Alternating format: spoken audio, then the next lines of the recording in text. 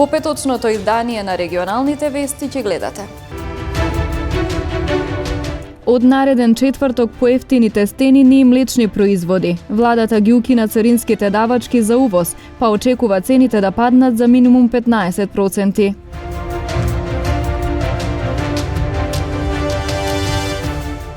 Во амбулантата на Сдруженијето на пензионери во Тетово на 14, 16 и 18 март ќе се вршат бесплатни ехо прегледи.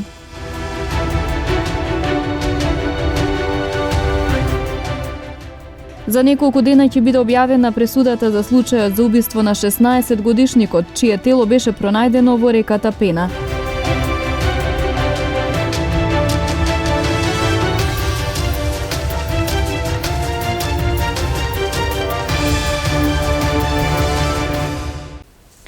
Се замрзнуваат цените на тестенините и на млечните производи. Владата денеска донесе одлука со која се очекува тие да паднат за 10 до 15%, а одлуката за новите замрзнати цени ќе важи во периодот од 16 март до 31 мај годинава. Се замрзнува, односно намалува цената на тестенините, која намалување се предлага да биде за 15% на цената која се применува во трговијата на мало на 1 март 2023 година, односно во просек за околу 8 до 9 денари. Се работи за тестенини, односно за макарони и шпагети. Исто така и се укинуваат и царинските давачки за увоз на овие продукти за период од 13 март 2023 година до 31 мај 2023 година. Исто така се замрзнуваат и цените на млечните производи, и тоа: трајно кравио млеко со масленост од 2,8, 3,2 и 3,5%. Урда, кравио бело сирење и мешано бело сирење, кравиј кашкавал со исклучок на кравиј кашкавал без додатоци и пармезан, кисело млеко, павлака и јогурт без додатоци. Највисоките цени на овие производи се утврдуваат на нивото на цените кои се применувале на 1 март 2023 година во трговијата на мало, кои цени се намалуваат за 10%. Оваа одлука ќе се применува од 17 март 2023 година до 31 мај 2023 година. Владата на Република Северна Македонија ќе продолжи да носи одлуки кои го штитат интересот и стандардот на граѓаните. Одлуката влегува во сила од 16 март, значи од наредната недела, за да им се даде простор на сите увозници, на сите компании и тие што се занимаваат со продажба на тестенини и тие на млечни производи, за да ги сменат сите договори со корпорантите, но дополнително и со трговците на мало.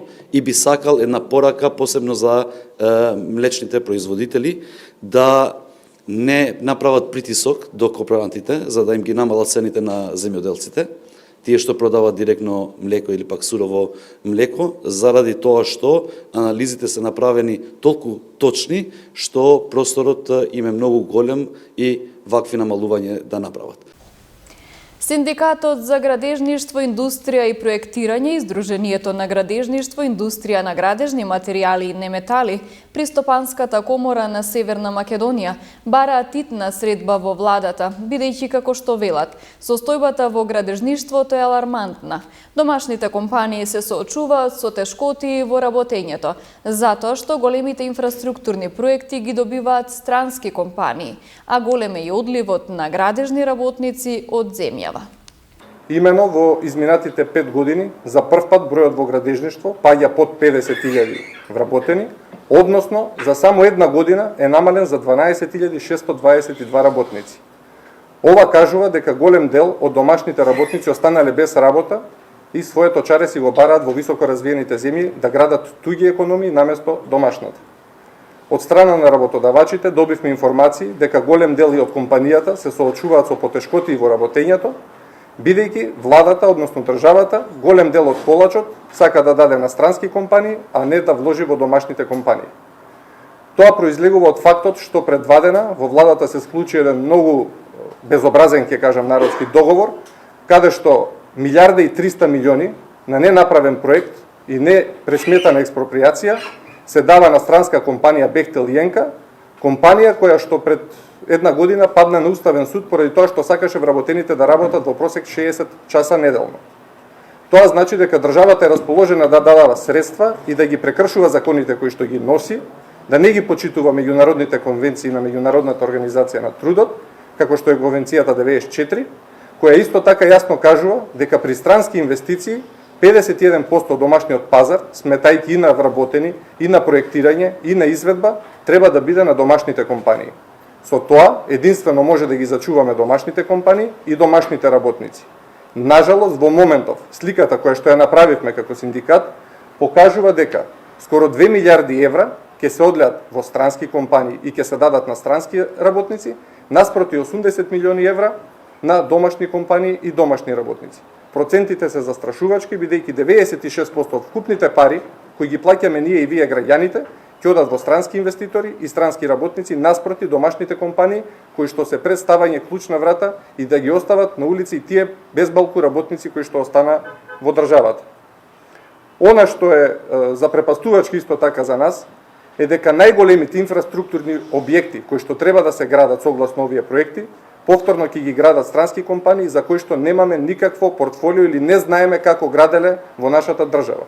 Нашите податоци кажуваат дека секогаш кога ќе дое странски инвеститор, не води нималку сметка за тоа колку квалитетно ќе гради, бидејќи на крајот на денот се ќе си собери и ќе си замине, а одговорност не сноси никаква. Повторно, теретот паѓа на домашните градежни компании и на домашните работници.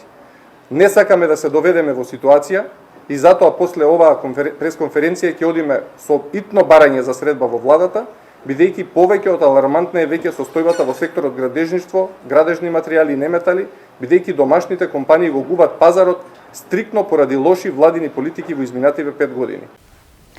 Во амбулантата на Сдруженијето на пензионери во Тетово на 14, 16 и 18 март ќе се вршат бесплатни ехо прегледи. По повод неделата за борба против рак, Општинската организација на Црвен крст Тетово во соработка со Тетовското Сдружение на пензионери организираат бесплатни ехо прегледи, кои ќе ги врши доктор Павле Спасеновски. Право на преглед имаат сите лица.